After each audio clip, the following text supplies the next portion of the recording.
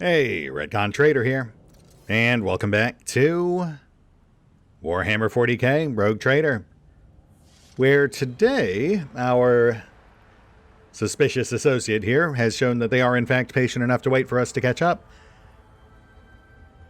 which in turn gives us time to investigate whatever is going on over here. It might be reached with proper climbing equipment. Okay, interesting. First time we've ever actually gotten a prompt to find climbing equipment. Though it may be like an exit, a shortcut back down after we get up there in some other more roundabout fashion. That aside, I will say, although the fact that they're standing there is a bit weird, it doesn't really seem like they're looking towards where we were, but rather over in this general direction, which is, to be fair, the direction the reinforcements came from, the ones that hit us from behind. I don't know, it might just be awkward placement. It might not have a deeper meaning, but let us not dawdle. Yeah, what he said. I mean, we're going to find out one way or the other, so no point in delaying the inevitable.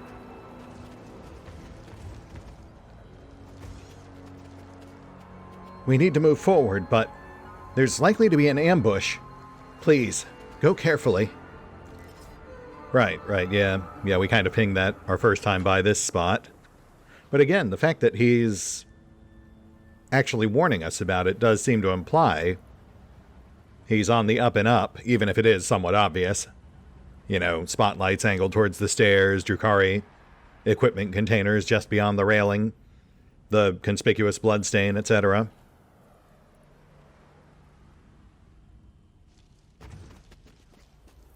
Always keep your eye on the prize. Hello? There we go. Oh no! An ambush! Oh, look at those cuties. Not as cute as CC, but, you know, they're alright. Side note, I just saw the first teaser reveals for Lex Imperialis, apparently out in another month or two. I will say, while I'm very excited about the new familiar mechanic, no space cats? Come on, man. You gave me a dog, 2 birds, and a pile of skulls. Anyway, let's go ahead and kill these guys real quick. We'll try to get Cassie's thing to work this time. Just got to make sure we're close enough. Then we'll get the bulk of our guys off on right here. Steamroll the Chimera. They ignore every other hit, but that won't help them if we hit them 1,000 times. They are blocking the stairs, but we can just have Kibs backflip in, snap the bad guy's neck, ruin everyone's day.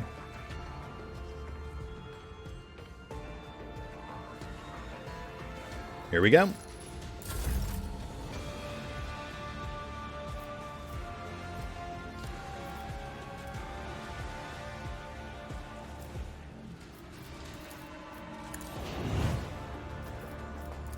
Reel everyone in. Hunger will be delectable. Nice, that works. Now we just have to position so we're within 2 spaces of at least 2 of them. Simple enough.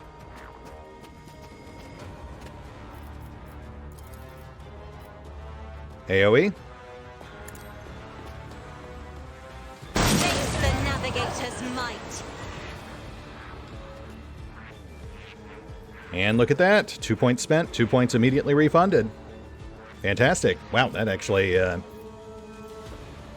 wiped most of them out, too. I'm not accustomed to being ordered around.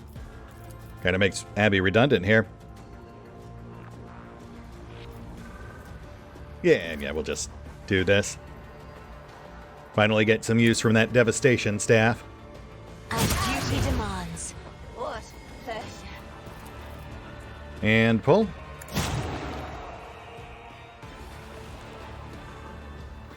Resisted, but still took damage. Currently phasing, so next it'll do no damage.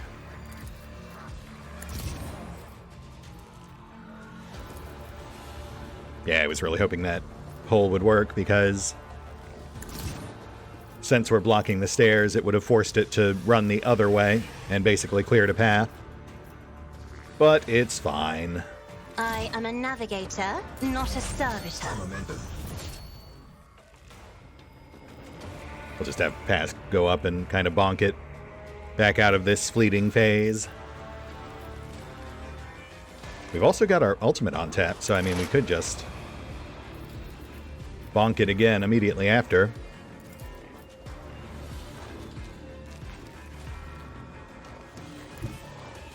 Side note, I had someone ask about the difficulty the other day. We're actually running on full unfair again.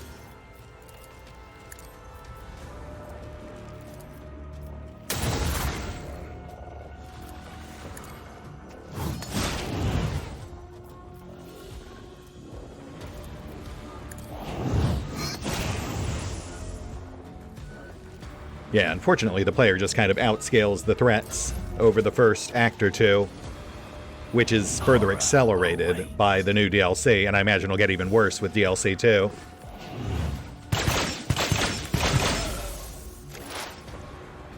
I'm not even really optimizing our builds, and we're still curb stomping most of what we encounter. But, you know, it's fun, so I can't really complain. I get to use my varied tactics, my less than optimal approaches, and we still get to be decently effective. Such is definitely not the case in a lot of the more over-tuned games. They definitely went a lot more hardcore on the difficulty tuning with like Kingmaker and Wrath of the Righteous.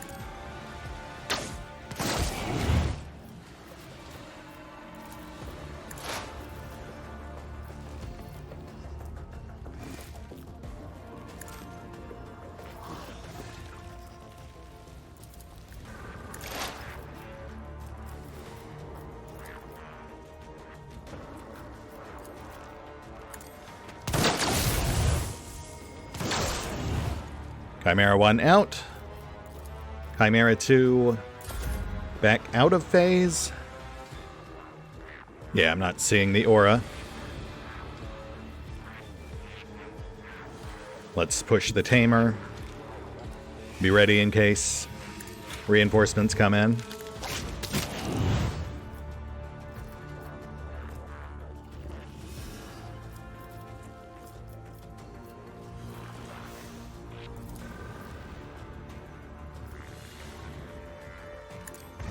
Oop. Okay, well, I mean, not quite what I was going for, but we'll take it. None can do this better than a warrior of the All-Father. So it shall be. Chimera 2, out. Gibbs on the move. Time for the next best thing. An offering of blood. Oop, oh, not what I was going for. That's fine. She's just getting her steps in. Actually meant to do this.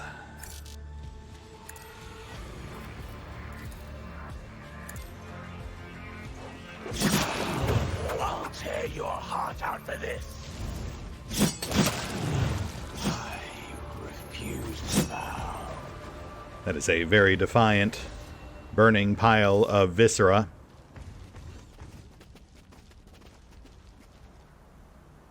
One sec, just gotta grab my loot.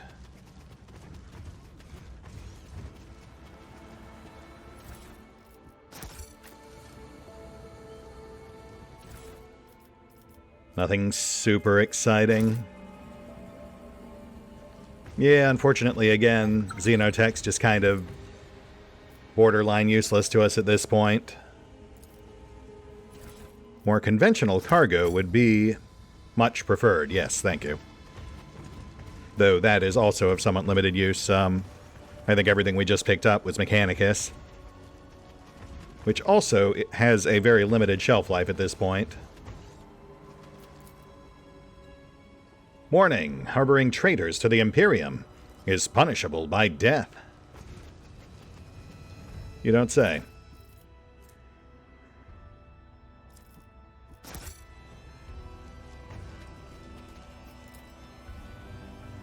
May the faithful partake of the Emperor's immortality and find solace in his crimson embrace. Spread the word, brothers and sisters. The feast has begun. Is there money to be made? Slightly ominous. Some sort of figurative or literal feast just before their son was stolen.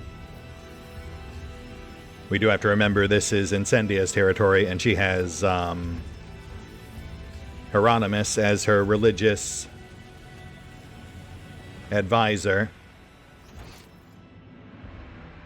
Alright, well, he's going off this way, so let's follow him first.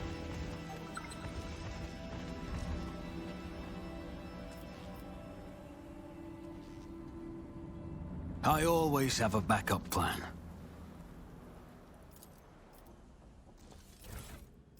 Hey, okay, there we go. Provisions, jewelry, holy gifts. And lore object. Unsealed letter. My most precious Victa, Sister Brigenda from the Orders Famulus, whom you introduced to us, is a real sweetheart. You must have noticed how many new guests started showing up at our soirees after that darling state at our estate. Geoffrey is extremely fond of Brigenda, too. Our heir has finally started showing an interest in something other than the exact sciences, and has taken a liking to theology. May the Emperor bless your insightful wisdom. P.S. Come visit us today after the 8th klaxon. My husband will be at the club with his friends. Forever yours, I.L. Interesting. Lots of name drops, but feels pretty irrelevant to what we're currently doing.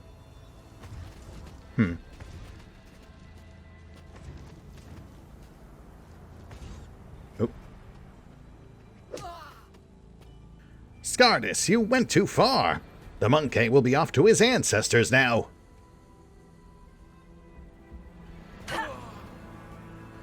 I granted him 24 non-lethal wounds, so you will have time to enjoy his suffering. No, no! Kill me already! Just end it! I beg you!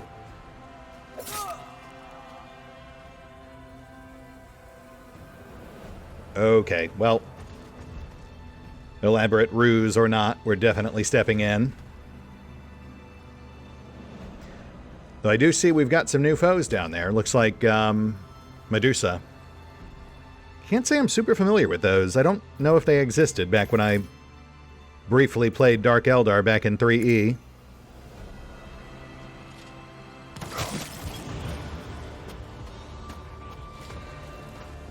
Not entirely sure what to expect from those guys. I mean, given the giant, distended brains, you'd expect psychic powers, but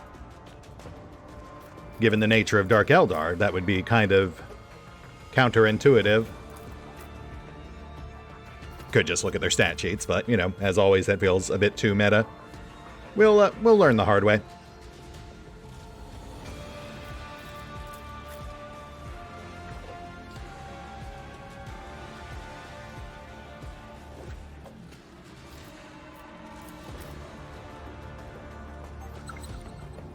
Oh, we've got traps.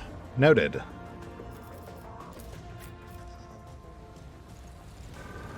Wolfar's our spotter. We'll need to plan around that.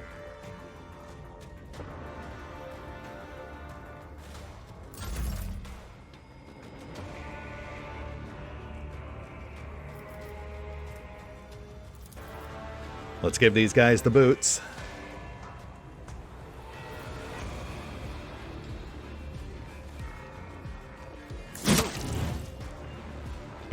No luck? Okay, that's fine. I can still do it from here.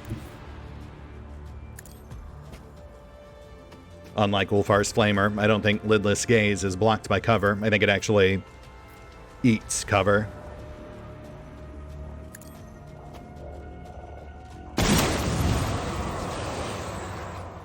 Yes, 2 points refunded.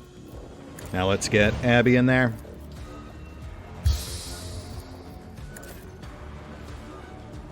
But yeah, I like those boots, now that I know how they work. Definitely a bit of a risky ploy, you know, immobilizing her right next to enemies like that, but it adds a bit of extra thrill.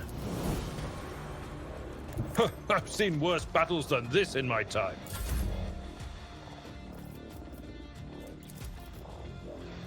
And zones. If I may.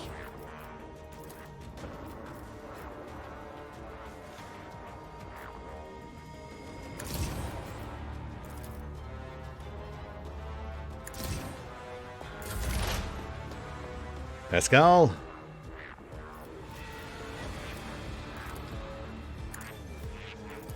Running binaric override. Let's go ahead and zap that Medusa.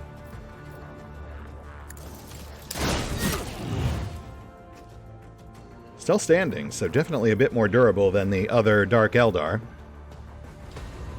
Oh, yeah. Prognosis is favorable. Ulfar on point. The fame-hungry come. Let the true master inflict the pain. And light him up.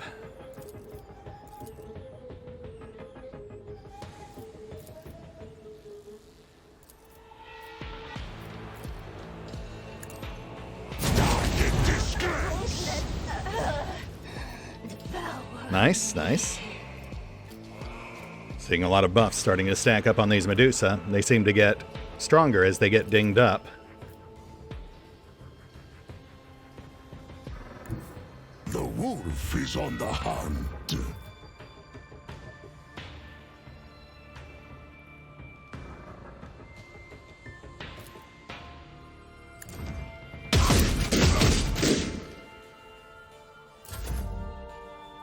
Yeah. Natural armor when they get dinged. Bestial rage when an ally drops. Alright, Kibbs. Go ahead and clear house. Though she can't actually jump up to higher elevations, so she may not get as far as I'd like. Let's drop this one.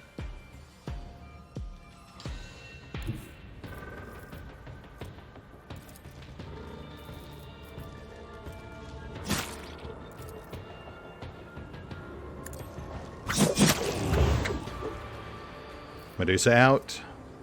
Nothing special triggered. Right, no provoke because he's got a splinter rifle.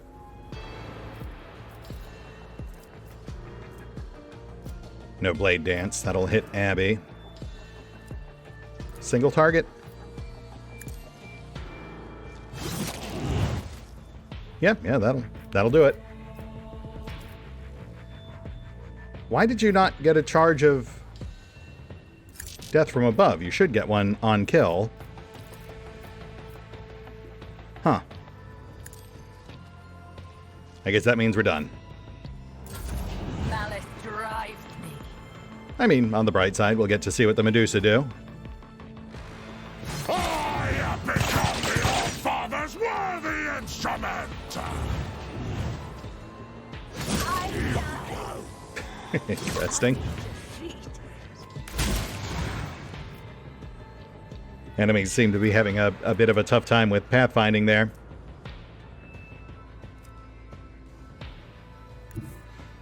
Alright, let's wrap this up.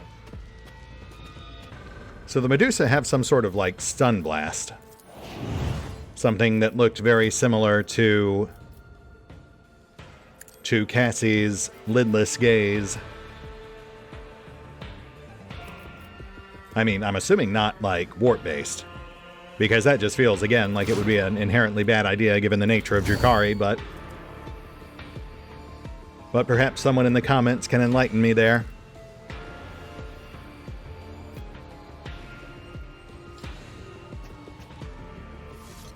Alt on tap, we're pretty much done.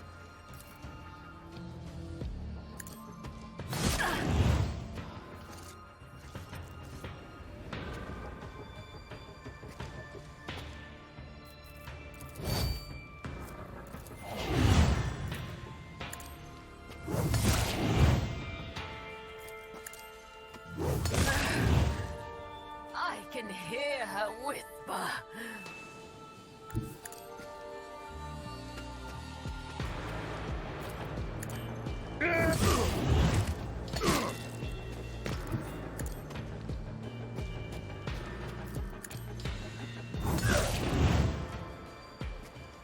It will be done. Hold on. I've suffered worse. Yeah, it seems to be a largely ineffectual move. Although, really, I mean, if they were going to attack anyone, I think Abby's probably the worst one they could have gone after. Dude's rocking 20+ deflection at this point.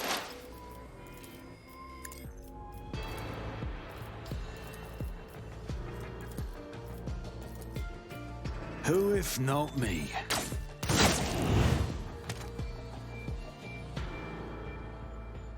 Didn't feel like taking a free follow-up? High momentum. Alright, fair enough.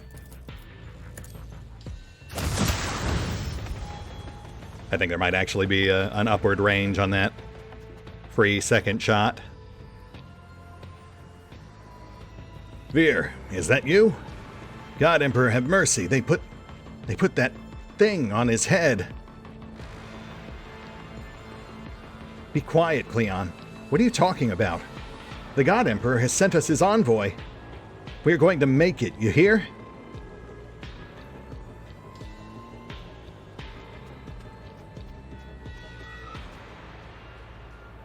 What the? Alberts, what have they done to you? Interesting. Okay, so the Medusa are some sort of symbiote or parasite. Okay. Also, level up. The chapel's massive doors are sealed by ice. The pale bodies of priests can be seen under its surface.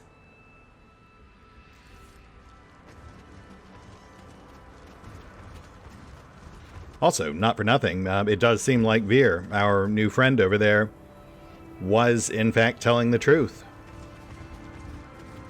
He and his friends were in fact captured by Drukhari, and he needed our assistance.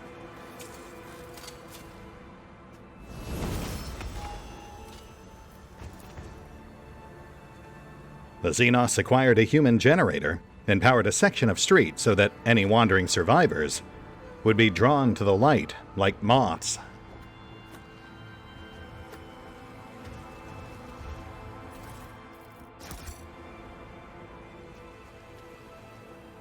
I thought I was done for, but the Emperor protects. And he does, my friend. That he does. Nice, nice. Alright, so obviously we're supposed to do something about this, I suppose.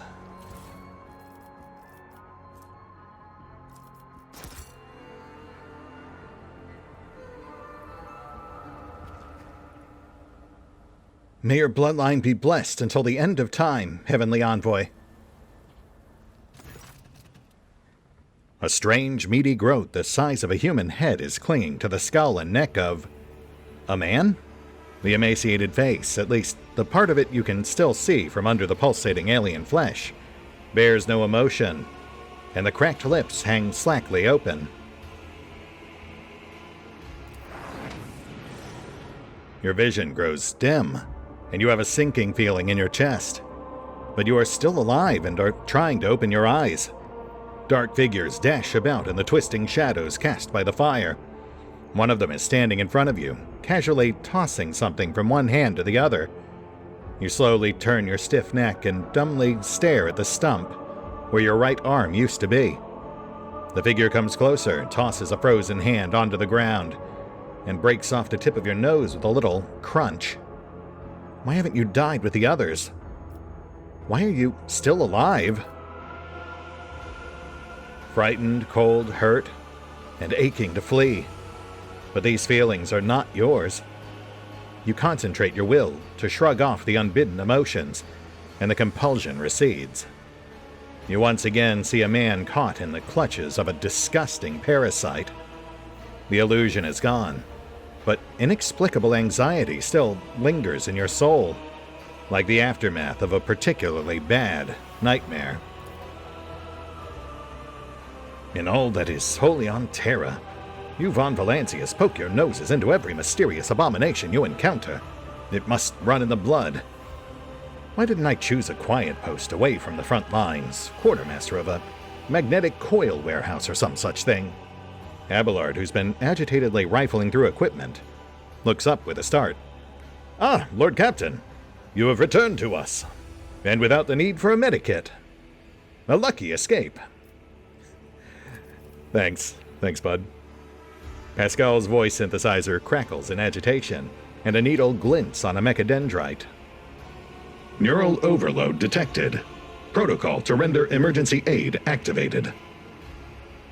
No, I think I'm good, thanks, Pask. The thing before you is a xenoparasite that Magi biologists call Medusa. These creatures latch onto the brain and nervous system of their victim, with dozens of tendrils, and assume control over the body of the host. Their nature is yet to be fully studied, but the prevailing hypothesis claims that Medusa are capable of absorbing strong feelings and emotions from their environment, although the questions of how and why are still a matter of debate. The parasite appears to be tightly and permanently attached to the victim's head, or so it seems. You spot a certain pattern in the location of the tendrils on the host's body. Making a few incisions here and there would probably allow you to separate this creature from its unfortunate bearer. Interesting. Frantic with grief, the man pulls out a barely sharpened piece of rusty pipe and pleadingly offers it to you. I cannot do it. I do not have either the strength or the fingers. But you are blessed by him, the sovereign of all the stars in the sky, so you can do it for me. We've seen one of these before, right? Back on the Frozen World, the Drukhari Trap. It feeds on human victims, which makes it a predator. I suggest this is all we need to know to make the rational decision to destroy the creature. This xenoform is classified in the Magos biologist catalogs as Medusa malefica. It is an empathic parasite. This creature is not bound by any natural law. Its origins lie outside real space. However, the sampling tool on one of Pascal's mechadendrites jolts to life. It can be studied using the methods of real space. So it's controlling the poor sap it's attached to? How is that possible? I don't know. This thing is a nightmare. I've seen the likes of it before. Bound in chains, listlessly watching. They always accompanied their masters during the gory executions. They just stood there and stared. Always stared. But why is this creature riding Albris now? How do we take it off?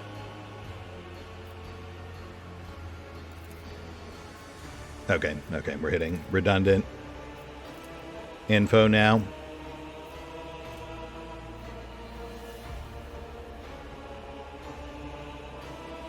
Kibbles, I'll need your help with this. Follow my instructions. I'll need you to cut precisely where I tell you to.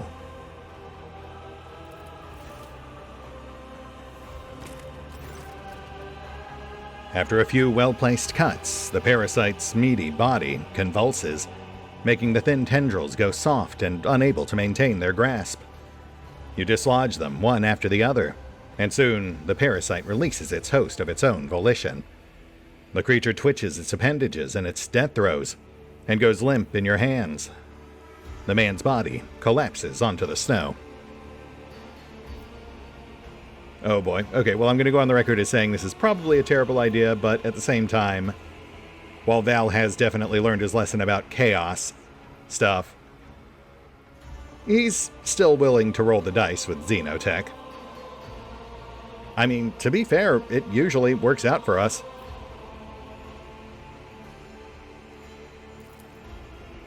Even dead, the parasite is too valuable to leave on the dying world.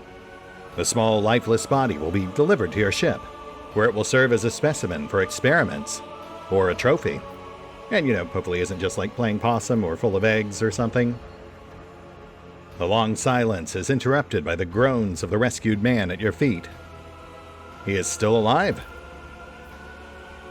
Helbrus, you're saved! You're saved! The man kneels next to the limp body, clutching the man's motionless hand with his finger stubs. Still warm. All right, Veer, you played it straight, so let's get you and your friends back to the ship. I'll do my best to get you well taken care of. You contact the shuttle crew and give the order to transport the survivor to the void ship. Oh, let's hope his head isn't full of eggs. Heavenly Envoy, today you saved the lives of the damned who even their own star and the Immortal One chose to rebuke. How is this not a miracle? May fortune always be as gracious to you as you have been to his lowly servants. Yeah, don't mention it. Happy to help. Surprised I didn't get any iconoclast for that. Really feels like it should have qualified. Report a mutiny. Receive extra rations. Neat. I always keep my options open.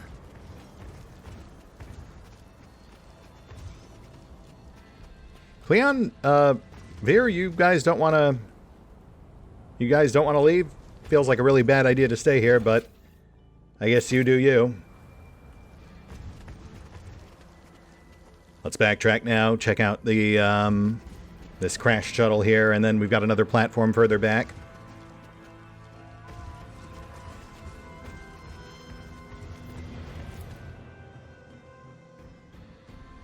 Oh wow, full-on area transition. Slightly unexpected.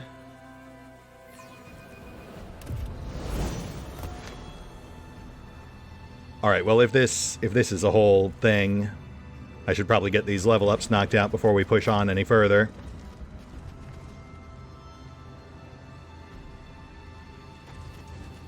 Yeah, one sec. Let me get these sorted, then we'll see where this takes us. Be right back.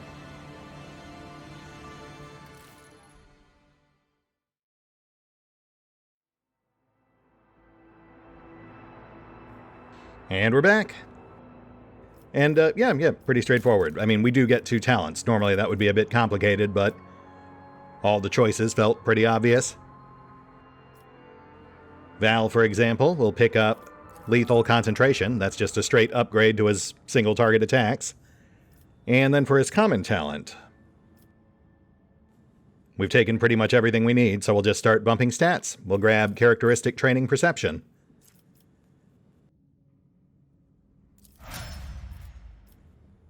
After that, we've got Abby. And honestly, he's about as tanky as we really need him to be. So I think we'll grab Beacon of Might, bump up that offense instead. And then for his common talent, we'll hit a bit of both with It Will Not Die. At its current level, that's plus 21 to his max wounds, which also in turn bumps his strength. Next up, we've got Pask. And we've got pretty much everything we need from Grand Strat, so we'll go for Overcharge Protocols instead. Bump up that range potential. And then for his common, we'll go for Steel of the Forge. Not sure if they fixed it, but even if they haven't, we'll still enjoy the extra +1 MP and deflection. Next up, Kibbs. She gets a talent from Executioner. So we'll grab Master of Torture. A modest damage bump against enemies suffering from DOTs. And then we'll chase that with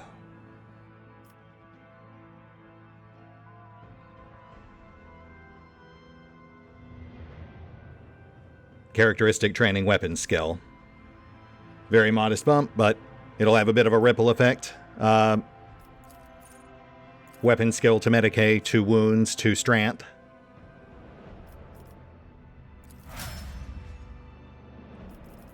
Next up, Ulfar. And no question here, this one was easy. I've been talking about it for a while now. First, we'll grab Crippling Blasts. Yet another debuff for our ranged AoEs. And then we're finally going to do it. For our common talent, we are finally grabbing Grenadier. It's not huge. I mean, it's just 1 free grenade toss per combat, but now we'll have no reason not to finally start using all the grenades we've been hoarding. We don't need the Mechanicus cargo anymore, so it's really just the action point economy holding us back. And this will help offset that. Which finally brings us to Cass. And this one is slightly weird just because normally we were ignoring Grand Strat so we could take one of her Navigator powers instead, but now we have them all, so we really have no choice but to go for Grand Strat. And since we haven't really set her up with stratagems, we need to focus on ones that don't use them. So we'll start with Adjusting Frontline, which should apply even when she's not the one setting the zone. In theory, I think Grand Strats all share the same zones. Then for Common, again, since we've officially taken all of her Navigator options, we'll just start filling in some other basics. Starting with Characteristic Training Fellowship. And that's it. Level up complete. Let's get back to it.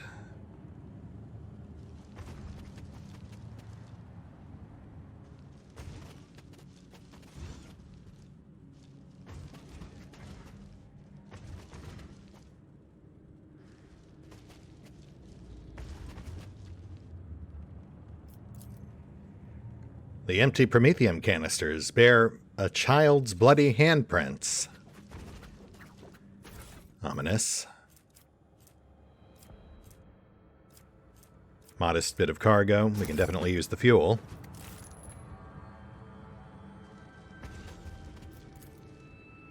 Depending on the climate within the hive, warm or cold air is circulating within the pipes. Charred bodies stick out from a massive pile of ash. Some bear scratches that may have been left by a blade or by teeth. Part of a woman's face and several delicate fingers are still frozen to the cold generator. Someone shattered the rest of the body, its shards now crunching under your feet.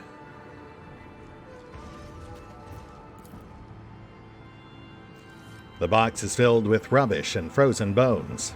Letters, decrees, and torn propaganda posters have been used as kindling.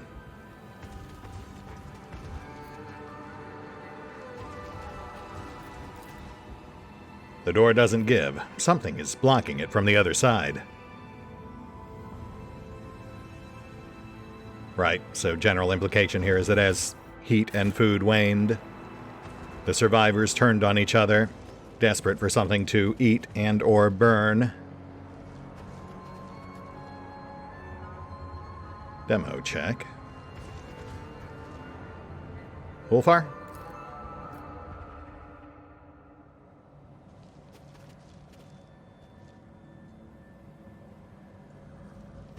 Looks like a cathedral. Oh, possibly the one we saw from outside. Let us not dawdle. The one that was frozen over.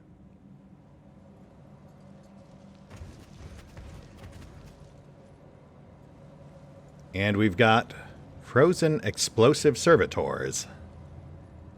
Plus a number of bodies arrayed around the central altar. Interesting. Which appears to be bound.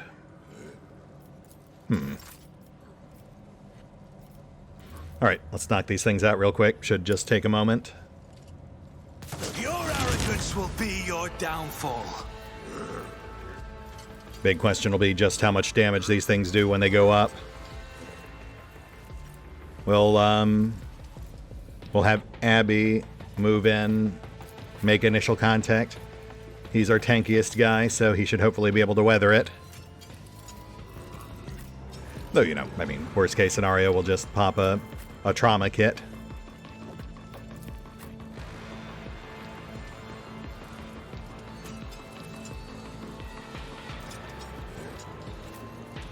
Let's pull Pask a little further back. He's a bit squishier, so we'll have him stay at range.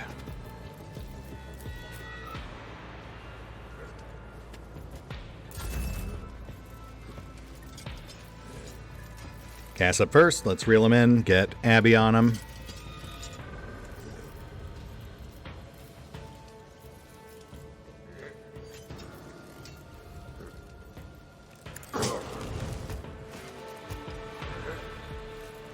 And you know what the heck. Let's go ahead and see if we can lock him down with a quick lidless gaze.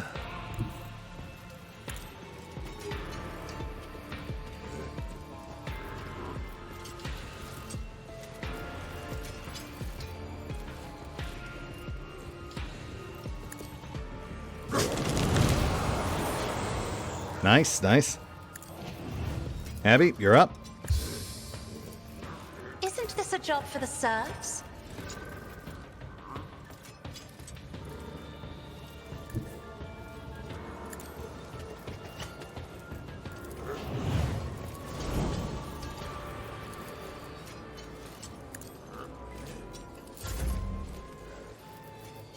Set zones.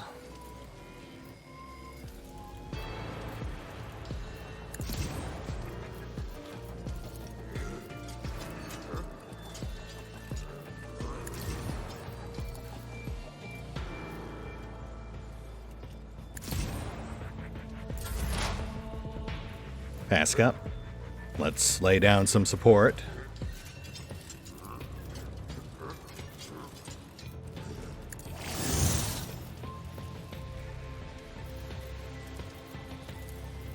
Could tag the cluster, though. That might be a bad idea, since we don't know how much damage they'll do when detonating. So I think we'll hold off on that for the moment. We'll test the waters first.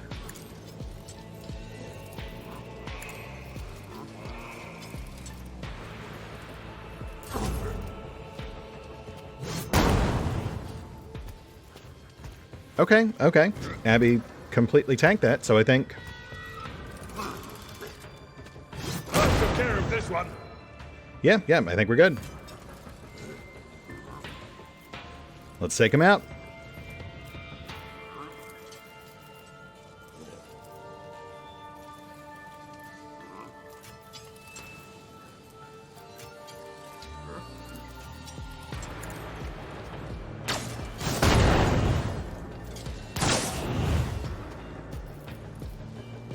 Let's clear this one behind Cass next.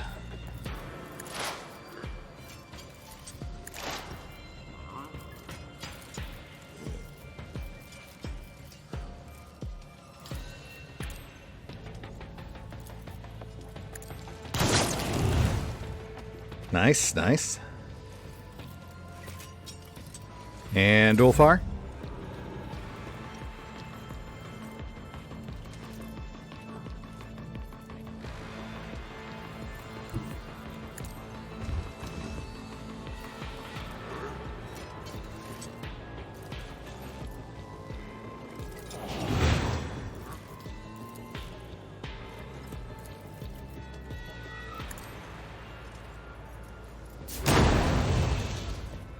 Lovely.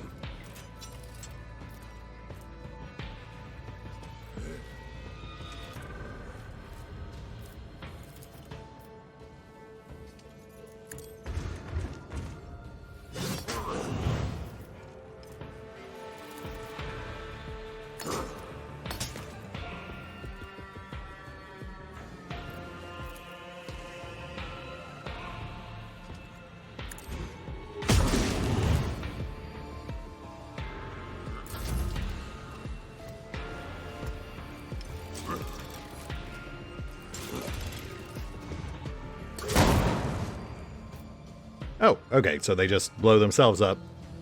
That really does make this kind of trivial.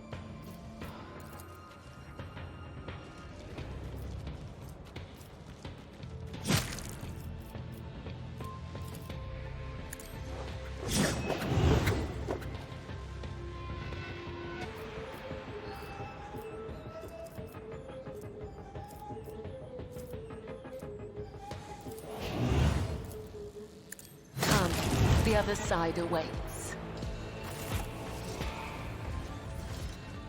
Okay, let's have a look around.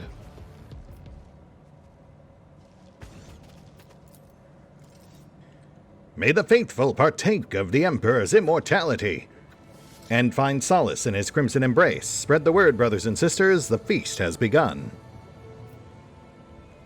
Same message we saw out front. Another reference to this Keep your feast, wits but about no you. clarification as to exactly what it is. Feels like they're really setting us up for some sort of grimdark twist. Even as ice sculptures, the faithful continue to beg the Emperor for salvation. The golden statue of the Emperor is covered with twisted symbols and decorated with a garland of 2 small skulls. Yeah, that's slightly concerning.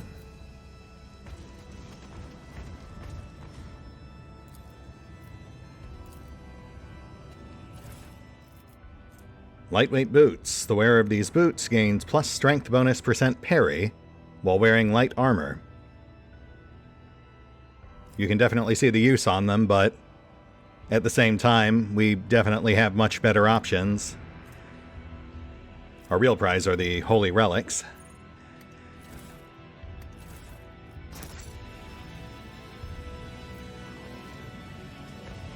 Lore object? Recorded sermon. Playing the recording produces quiet whispering, rustling of clothes, noise from the footsteps of dozens of feet, and someone's deep, measured breathing. When the silence settles, a sonorous male voice delivers the opening sermon of the liturgy. Glory to the divine creator that sits on the golden throne of holy Terra, whose will created sky and earth, light and darkness, stars and galaxies. Glory!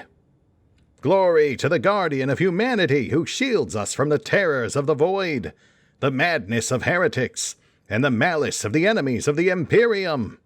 For we are created in the God Emperor's image to carry his light, and his will, and his word in the galaxy, both in life and after our passing. Glory! Glory to the Lord of humanity, whose envoys, women and men of courage and virtue, guide our sons and daughters to the only path that is righteous. Glory! May your souls weep and lament your ignorance of how to love our God Emperor, the Warden of Light, more than he loves each and every one of us.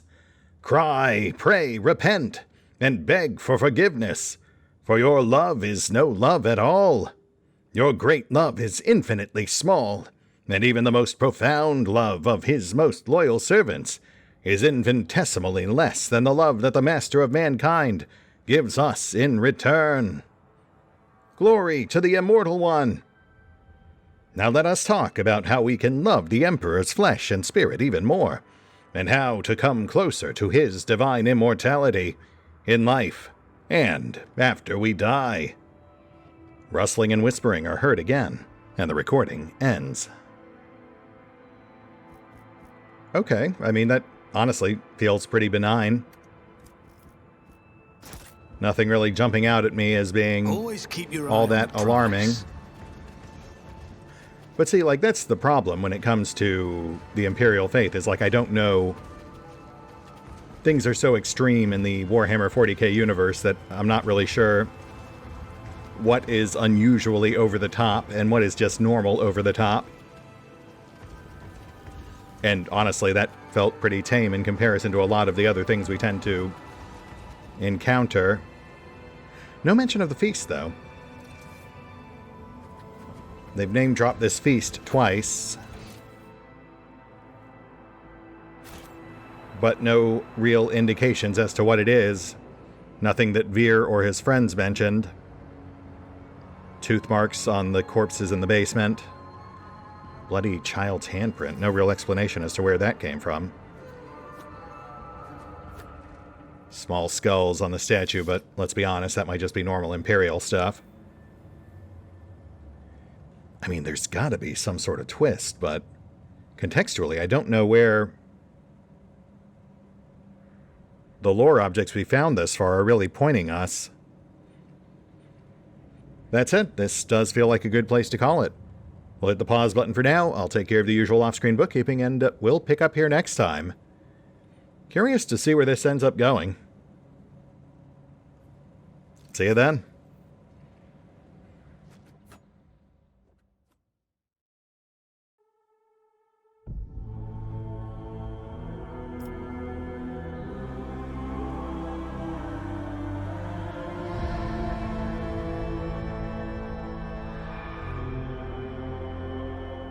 Oh, and special thanks to the Raiders, the fine folks who help make these videos possible, including but not limited to Erie V23, Revenant, Alois, Arrow Bowman, Dragon Matrix 7, Drakiith, EgonAlter, Exsellsior, Gottlieb, James Trimmier, Kazorm, Lady Shayna, Mark Giemza, Nathan Welch Jr., OverlordPherom, RandomPassrby, RobbyB, Tomasz Piątkowski, Triphoppenskip, and Valinrook. Thanks for your support, guys. That said, if you'd also like to help support the channel, then feel free to push the buttons that do the things. Trust me, it does make a difference. Or you could even check out the PayPal, the Patreon, the Nexus GG, or the YouTube memberships. Links are in the description. Let us not dawdle.